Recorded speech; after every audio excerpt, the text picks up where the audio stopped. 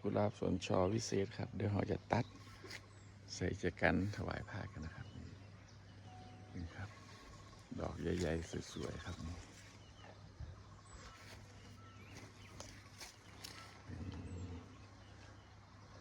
กุหลาบสวยครับหม้อหอมเลยครับนี่กลิ่นหอมตัดกุหลาบยังสวย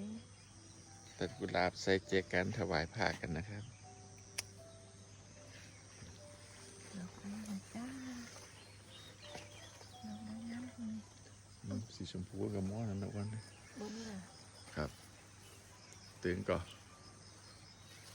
โอ้ เขา พี่ ตั ลื ด มตัดเป็นช่อเนาะ นึ่งก็ได้นะ ดอกเดียวกันเนาะ ครับเราเดียวก็ได้ 3 ดอกนี่ก็พอแล้วค่ะ ออกปรุงเร็วจังเนาะครับ หอมตัดให้แล้วตีตัดเขาก่อนนะเนาะแล้วก็โปรงมันโปรงเร็วจังต้นอื่นไม่ค่อยโปรงตัวใดถวายผ้ากันครับนี่กุหลาบสวย สวย ๆหอม